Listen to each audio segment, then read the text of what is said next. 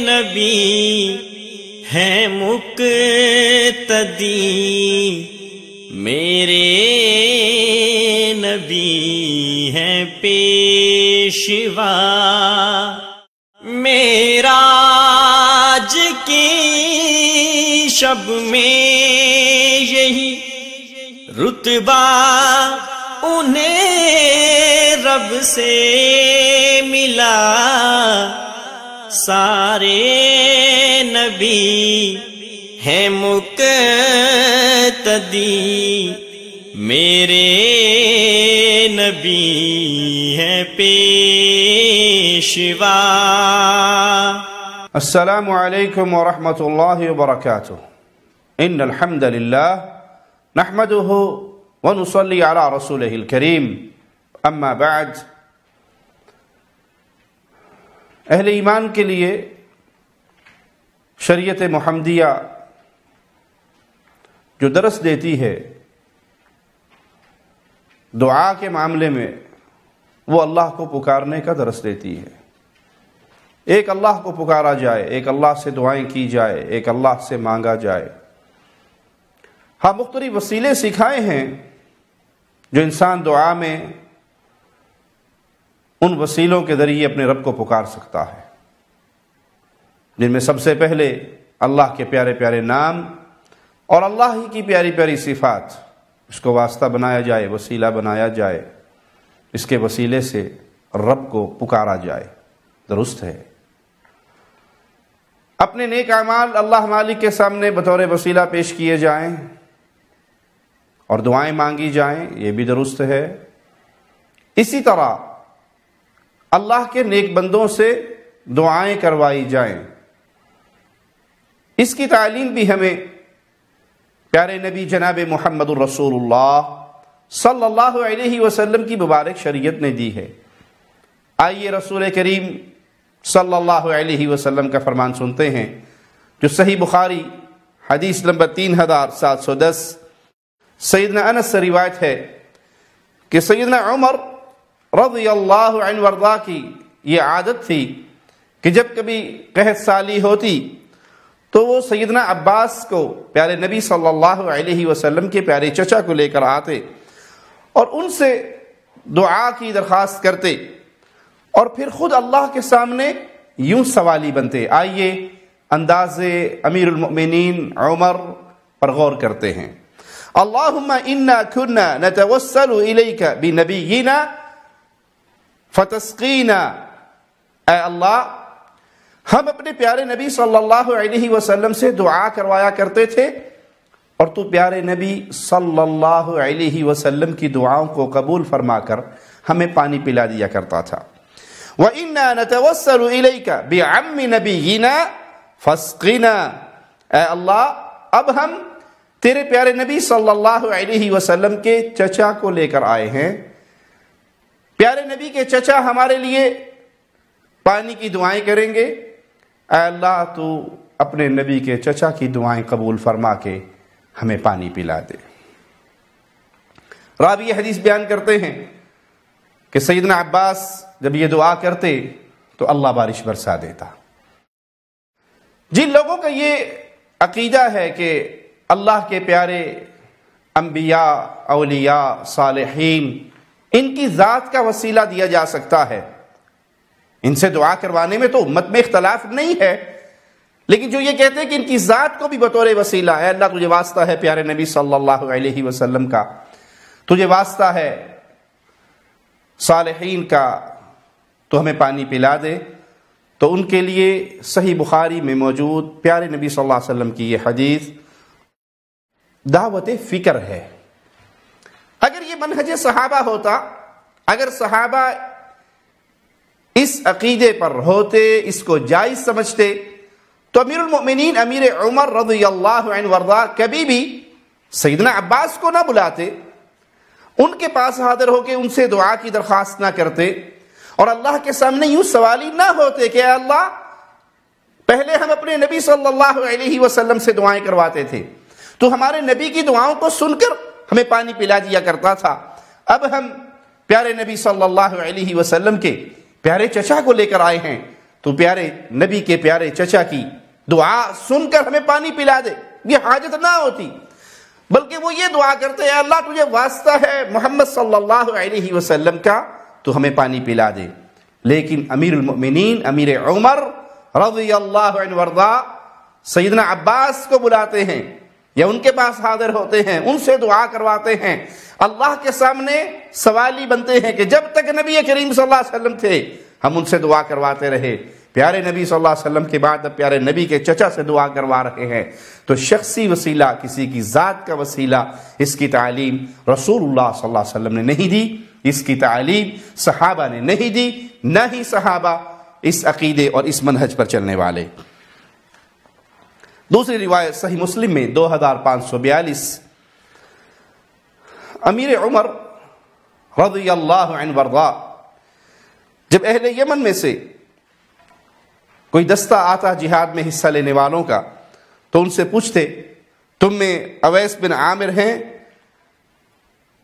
ان کو تلاش کرتے یہاں تک کہ ان سے مل لیتے۔ امیر عمر سیدنا اویس کو ملتے ہیں اور ان سے پوچھتے ہیں، ان کا نام پوچھتے ہیں تو اپنا نام بتاتے ہیں اویس بن عامر، تو آپ کہتے ہیں کہ آپ مراد کے قبیلے سے اور اس کی شاخ قرن سے؟ انہوں نے کہا جی ہاں۔ امیر عمر پوچھتے ہیں کہ آپ کو ایک بیماری تھی برص کی، پھر وہ ٹھیک ہو گئی اور ایک درہم کی جگہ ایک درہم کے برابر اس کا نشان وہ باقی رہ گیا؟ وہ کہنے لگے جی ہاں۔ آپ نے پوچھا آپ کی والدہ ہیں، آپ ان کے ساتھ بہت نیکی کرتے ہیں، بڑا نیک سلوک کرتے ہیں؟ انہوں نے کہا جی ہاں۔ تو امیر عمر کہنے لگے میں نے رسول اللہ صلی اللہ علیہ وسلم کو یہ فرماتے ہوئے سنا، یأتی علیکم اویس بن عامر، تمہارے پاس اویس بن عامر آئیں گے، مع امداد اہل الیمن من مراد ثم من قرن، آپ کے پاس اویس بن عامر آئیں گے یمن کے دستوں کے ہمراہ،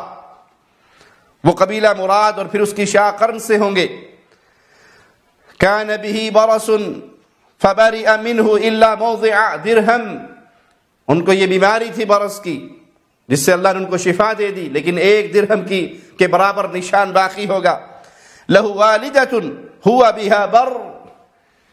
ان کی والدہ ہے اور وہ ان سے بہت نیک سلوک کرنے والے، ماں کے ساتھ بڑی محبت کرنے والے۔ لو اقسم علی اللہ، پیارے نبی صلی اللہ علیہ وسلم کی ان جملوں پہ غور کیجئے، لو اقسم علی اللہ لأبرہ فإن استطعت ان يستغفر لك ففعل،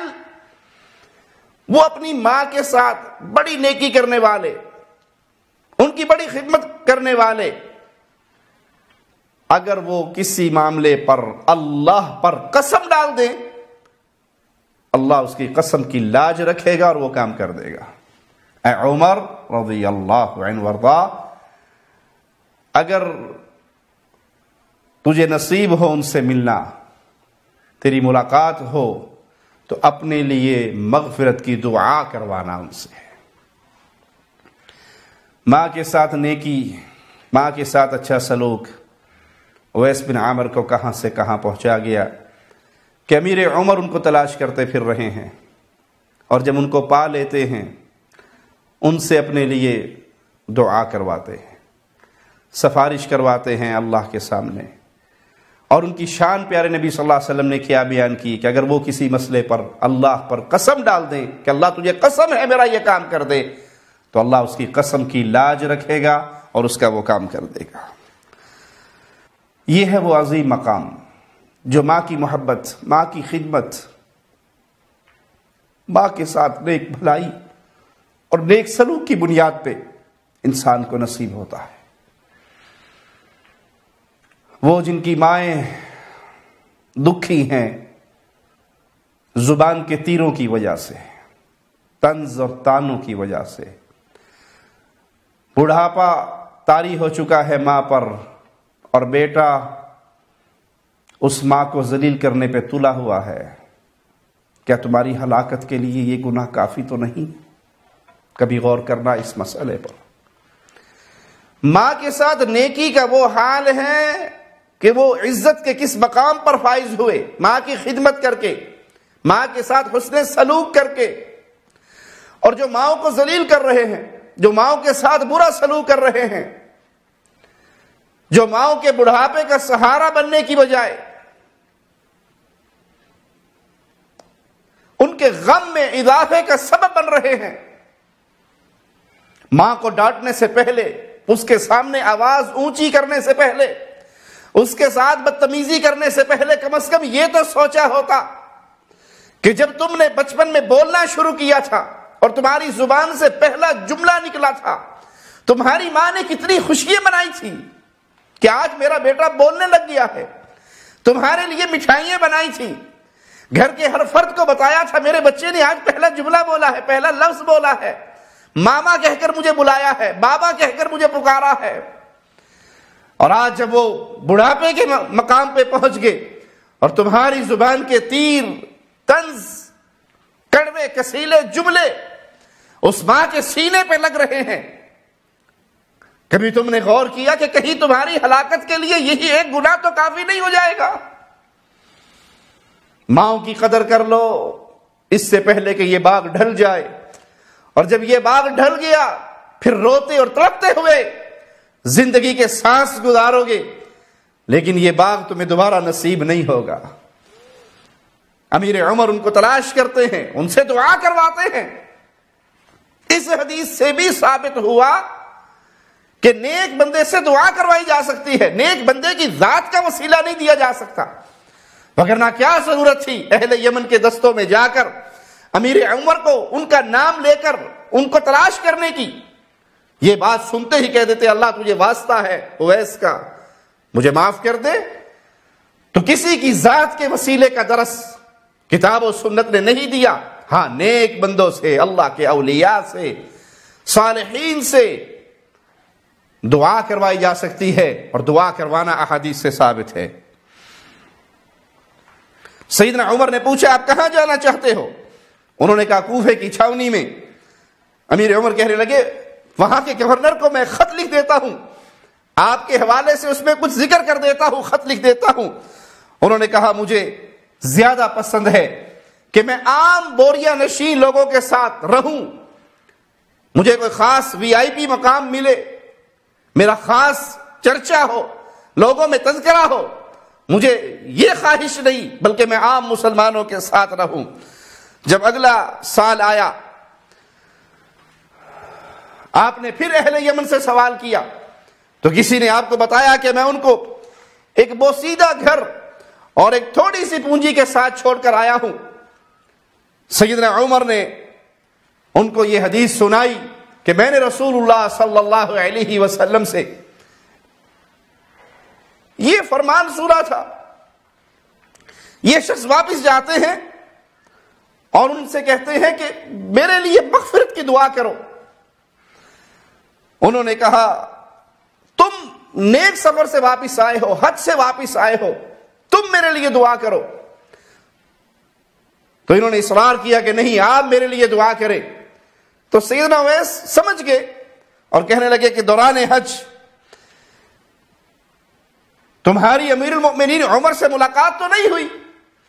تو انہوں نے کہا کہ ہاں ہماری ملاقات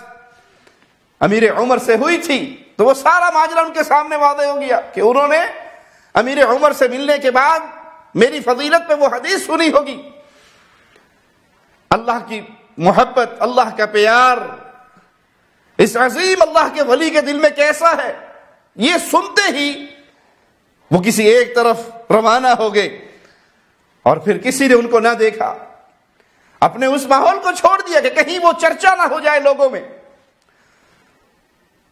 آج کسی کے پاس نیکی کے چھوٹے چھوٹے دو چار عمل ہو، الا من رحم ربی، اس کو عوام میں عام کرتا ہے، پبلک میں اچھالتا ہے، میں نے مسجد بنوا دی، میں نے مدرسہ بنوا دیا، میں نے کنویں کھدوا دیے، میں نے 20 یتیموں کی کفالت کر لی، میں نے یہ کر لیا، میں نے یہ کر لیا، اور بالآخر یہ گفتگو اکثر اوقات ریاکاری کی ایک دلدل میں انسان کو گرا دیتی ہے۔ اور یہاں یہ حالت ہے، یہاں پہ یہ کیفیت ہے کہ اس ڈر سے وہ جگہ چھوڑ جاتے ہیں کہ کہیں لوگوں کے اندر یہ چرچا نہ ہو جائے کہ یہ وہ شخص ہے جس کے لیے رسول اللہ صلی اللہ علیہ وسلم نے بشارت دی تھی. امیر عمر سے کہا تھا کہ ان کے لیے دعا کرنا. ان کی فقیری کا حال اسی حدیث کے اندر یہ بیان ہوتا ہے کہ وہ حج سے واپس آنے والے اس کو ایک چادر تحفہ دیتے ہیں اور وہ چادر اوڑھ لیتے ہیں تو لوگ تعجب سے پوچھتے ہیں کہ وہ اس کے پاس یہ چادر کہاں سے آئی. یعنی اس کی غریبی کا تو یہ حال ہے کہ وہ اس طرح کی چادر نہیں خرید سکتے. اور اتنی بڑی بشارت سننے کے باوجود کہ اللہ کے نبی صلی اللہ علیہ وسلم نے ان کے لیے یہ اعلان فرمایا تھا تو لوگوں میں اس چرچے کو پسند نہیں کیا بلکہ خاک نشینی اور بوریا نشینی کو پسند کیا اور ایک ایسی جگہ پہ تشریف لے گئے جہاں ان کو کوئی پہچاننے والا نہ ہو. صحیح بخاری حدیث نمبر 6334 سنیے. سیدنا انس بیان کرتے ہیں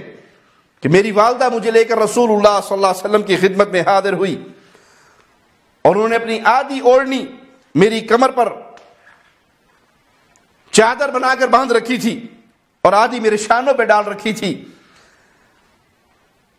وہ اللہ کے نبی صلی اللہ علیہ وسلم کے پاس اگر کہتی ہے میرا بیٹا ہے, میں آپ کے پاس اس کو لے کر آئی ہوں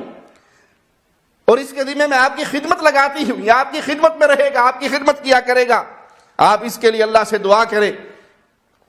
تو پیارے نبی صلی اللہ علیہ وسلم نے اپنے اس پیارے خادم کے لیے دعا کرتے ہوئے فرمایا اللہم اکثر مالہ وولدہ, اے اللہ اپنے اس بندے کے مال میں برکت, اس کے بیٹوں میں برکت عطا فرما, اس کو کثرت سے مال اور اولاد کی نعمت سے نواز. سیدنا انس فرماتے ہیں اللہ کی قسم پھر میرا مال بہت زیادہ ہوا. آج میری اولاد اور میری اولاد کی گنتی 100 کے لگ بھگ ہے. میرے بیٹے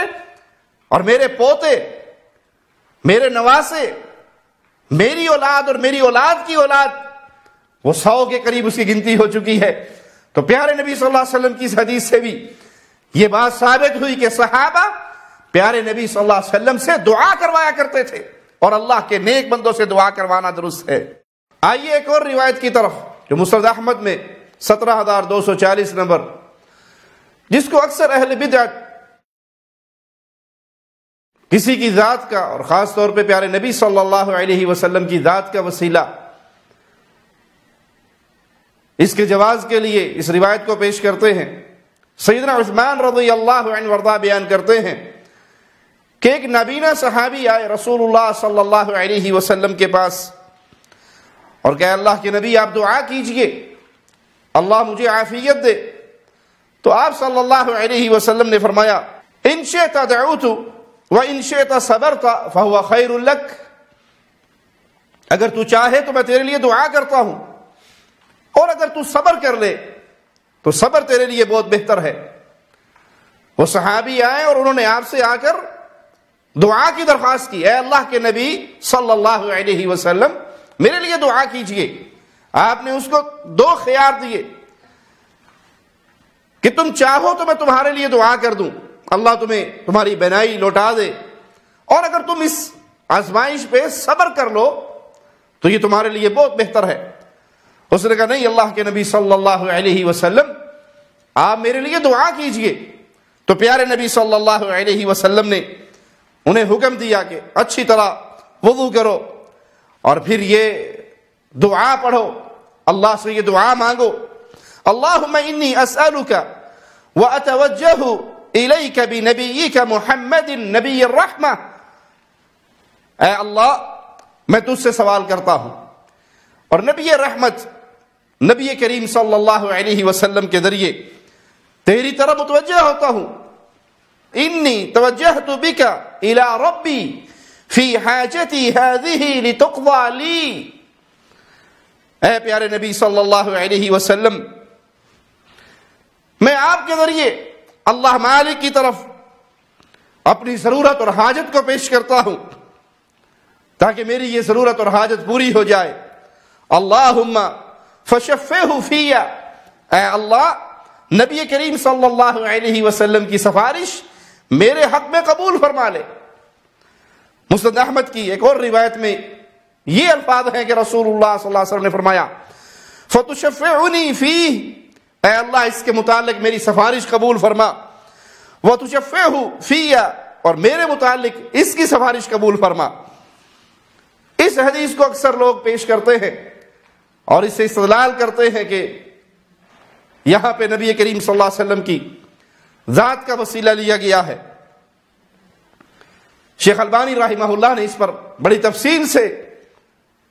گفتگو کی ہے۔ ان کا یہ استدلال اس روایت سے باطل ہے۔ اس کی سب سے پہلی وجہ یہ کہ وہ نابینا صحابی خود وضاحت کر رہے ہیں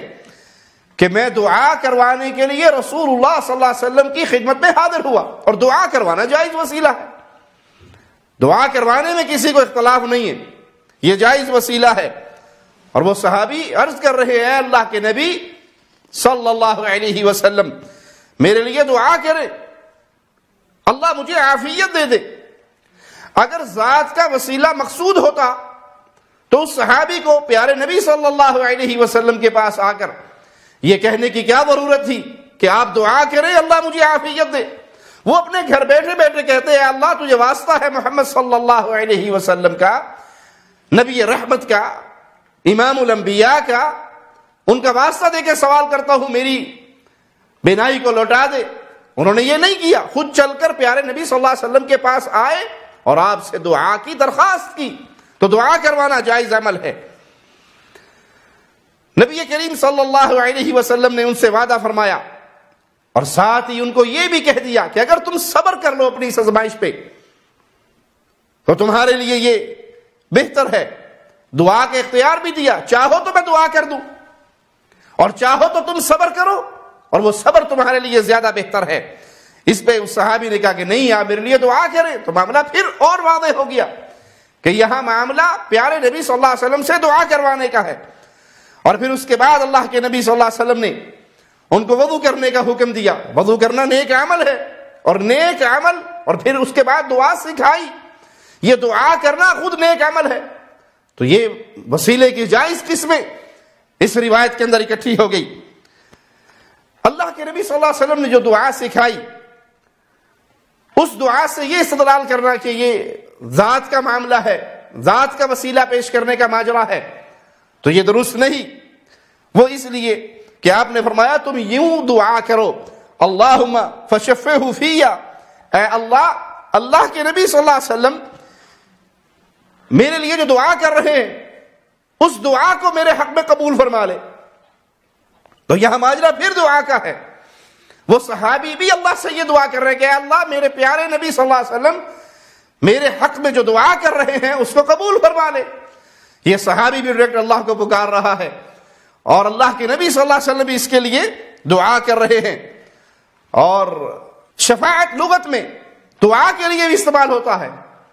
اور یہ الفاظ بڑے واضح ہیں، فشفعنی فی، کہ رسول اللہ صلی اللہ علیہ وسلم نے میرے حق میں جو دعا کی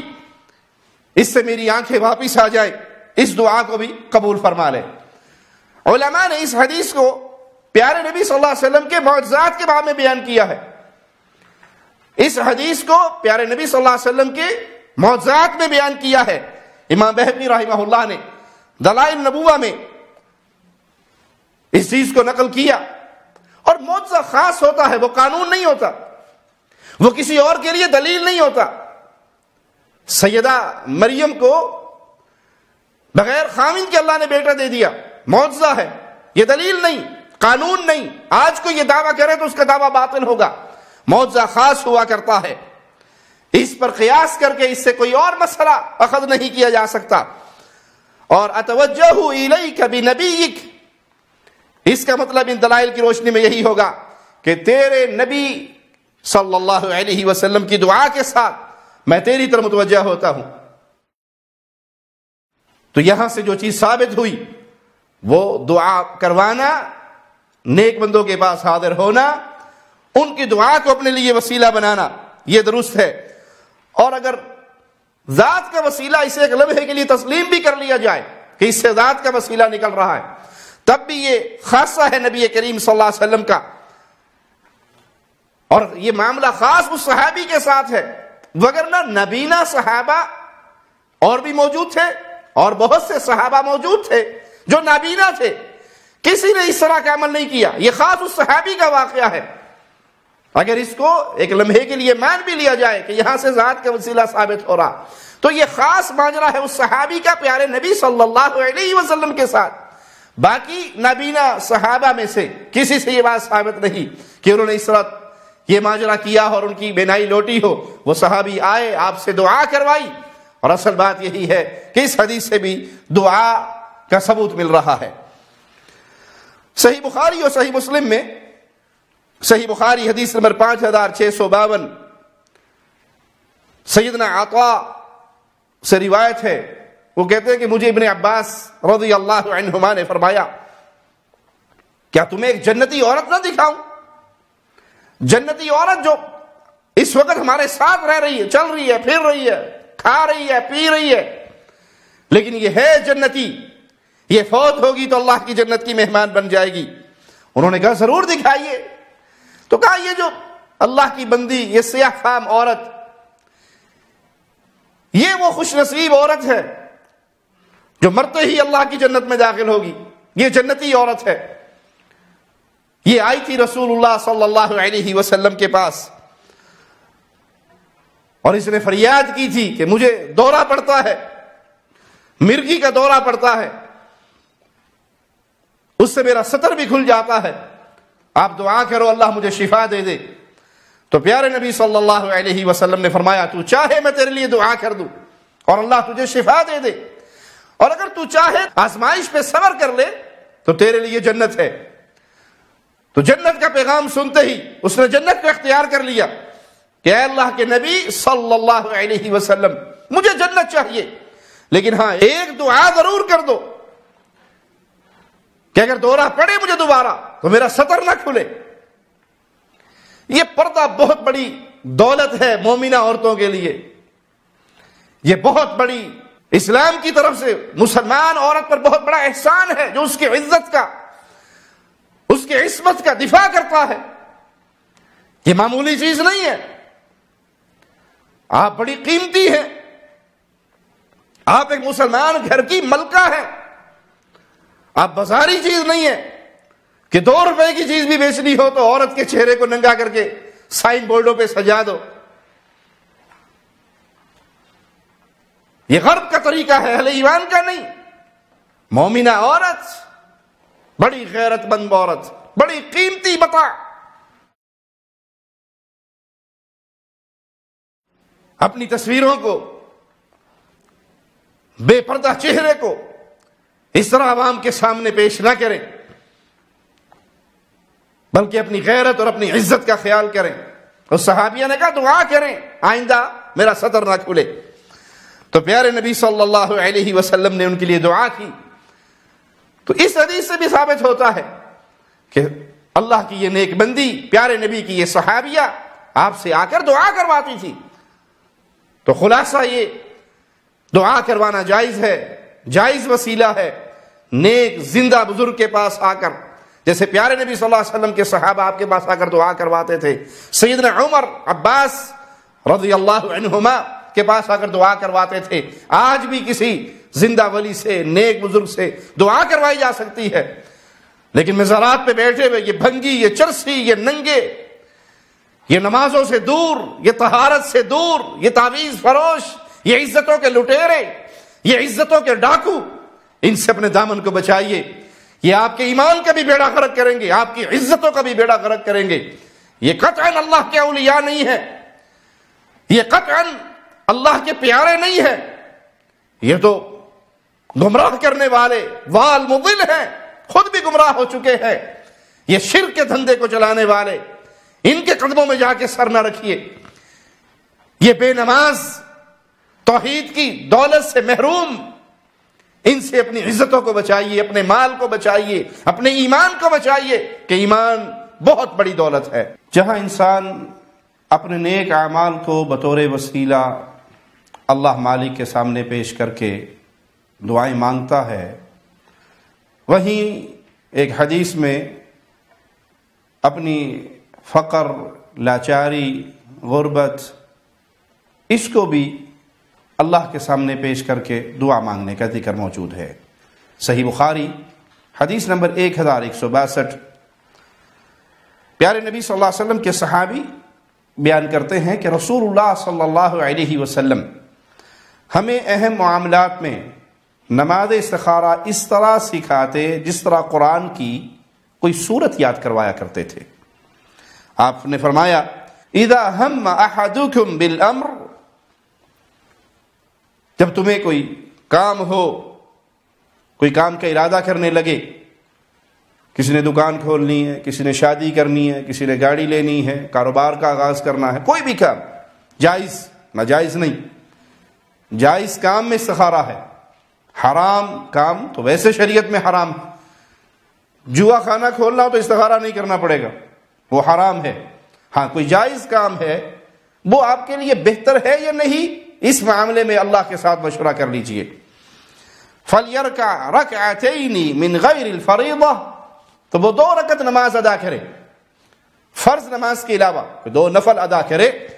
اور پھر اس میں دعا کرے اللہم انی استخیرک بعلمک، اے اللہ میں تیرے علم کے ذریعے تجھ سے خیر مانگتا ہوں،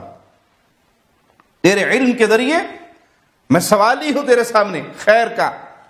وَأَسْتَقْدِرُكَ بِقُدْرَتِكَ، تیری قدرت کے ذریعے تجھ سے ہمت اور طاقت مانگتا ہوں، وَأَسْأَلُكَ مِن فَضْلِكَ الْعَظِيمِ، اور میں تیرے عظیم فضل کا تجھ سے سوال کرتا ہوں، فَإِنَّكَ تَقْدِرُ وَلَا أَقْدِرُ، تو قدرتوں والا ہے اور مجھے قدرتیں نہیں ہے، اختیار سارا تیرا ہے، میں بے اختیار ہوں، وَتَعْلَمُ وَلَا أَعْلَمُ، تو جانتا ہے اور میں نہیں جانتا، وَأَنْتَ عَلَّامُ الْغُيُوبِ، اور تو چھپی ہی باتوں کو، چھپے ہوئے رازوں کو جاننے والا ہے۔ اللہم ان کنت تعلم ان هذا الامر خیر لی فی دینی ومعاشی وعاقبت امری، اے اللہ تیرے علم میں اگر یہ کام میرے دین کے معاملے میں، میری معیشت کے بارے میں اور انجام کے بہتر ہونے کے معاملے میں میرے لیے بہتر ہے، او قال عاجل امری وآجلی، یہ کام میرے لیے میرے دینی معاملات میں، میری معیشت کے معاملے میں اور معاملے کے انجام کے اعتبار سے بہتر ہے، تو اسے میرے مقدر کر دے، اس کو میرے لیے آسان کر دے، پھر اس میں میرے لیے برکت پیدا فرما دے، فاقدرہ لی ویسرہ لی ثم بارک لی فی وَإِن كُنْتَ تَعْلَمُ أَنَّ هَذَا الْأَمْرَ شَرٌّ لِّي فِي دِينِي وَمَعَاشِي وَعَاقِبَةِ أَمْرِي، اے اللہ اگر تو جانتا ہے، تیرے علم میں ہے کہ یہ کام میرے لیے باعث شر ہے، میرے دین کے معاملے میں، معیشت کے معاملے میں اور اس کے اختتام انجام کے حوالے سے، او قال فی عاجل امری وآجلہ فاصرفہ عنی واصرفنی عنہ واقدر لی الخیر حیث کان ثم ارضنی بہ، اے اللہ تو جانتا ہے اگر یہ میرے لیے باعث شر ہے تو پھر مجھے اس سے بچا لے، مجھے اس سے دور کر دے، اور جہاں میرے لیے جس معاملے میں تو نے خیر رکھی ہے وہ مجھے عطا فرما دے اور مجھے اس سے راضی کر دے۔ رسول اللہ صلی اللہ علیہ وسلم نے فرمایا وَيُسَمِّي حَاجَتَهُ، هَذَا الْأَمْرِ کی جگہ پر وہ اپنی حاجت، وہ شادی کی ہے، وہ کاروبار کی ہے، وہ جو بھی اس کا جائز معاملہ ہے وہ اپنی حاجت بیان کرے اور اس طرح اللہ سے دعا مانگے۔ تشہد جب پڑھ لیا، درود پڑھ لیا، دعائیں پڑھ لی، اب آپ نے سلام پھیرنا ہے تو سلام پھیرنے سے پہلے یہ دعا پڑھ لیں۔ اس کے اندر انسان اپنی کم علمی کو، بے قدرتی کو، بے اختیاری کو، عاجزی کو پیش کرتا ہے اللہ کے سامنے کہ میں تیرا عاجز بندہ ہوں، سب علم تیرے ہاتھ میں ہے، سب قدرتیں تیرے ہاتھ میں ہے، تو خیر جس میں ہے وہ مجھے عطا فرما دے اور جس میں شر ہے مجھے اس سے بچا دے۔ تو یہاں عمل صالح کی ساتھ ساتھ انسان اپنے معاملات کو اللہ کے سامنے رکھ کر، اپنی لاچاری کو اللہ کے سامنے رکھ کر، بے بسی کو اللہ کے سامنے رکھ کر بھی سوالی بنتا ہے۔ اور اس حدیث سے ایک اور چیز ہمیں ملتی ہے کہ استخارہ آپ کا اور اللہ کا معاملہ ہے۔ آپ کو کوئی حاجت ہے تو اللہ کے سامنے پیش کر دیجئے، یہ معاملہ ایسا نہیں ہے کہ اس کے لیے آپ پیروں کے دروازے کھٹکھٹائیں، پیر صاحب، مولوی صاحب میرے لیے استخارہ کرے، اور کوئی تسبیح استخارہ کرے، اور کوئی قرآن کھول کے استخارہ کرے، اور کوئی کسی ذریعے سے استخارہ کرے، ٹی وی چینلز چلے ہوئے استخاروں کے نام پہ، اور کاروبار اور دھندا اور بزنس بہترین چل رہا ہے، بھائی یہ آپ کا معاملہ ہے، آپ اللہ کے سامنے اپنی حاجت کو پیش کریں، آپ اللہ سے سوالی بنیں، آپ 2 رکعت نماز پڑھیں، کوئی لازم نہیں کہ آپ کو خواب آئے، خواب کا آنا کوئی شرط نہیں ہے، اللہ دکھا دے کوئی نشانی تو اللہ کا کرم ہے، آپ کے دل کا اطمینان ہو جانا اور اللہ کی طرف سے وہ کام ہو جانا، یہ انسان کا ایک معاملہ ہے جو انسان اپنے اللہ کے سامنے پیش کر کے سوالی بنتا ہے۔ اللہ سے دعا ہے اللہ ہمیں پیارے نبی صلی اللہ علیہ وسلم کی احادیث پہ عمل کرنے کی توفیق عطا فرمائے۔ اقول قولی ھذا واستغفر اللہ لی ولکم ولسائر المسلمین۔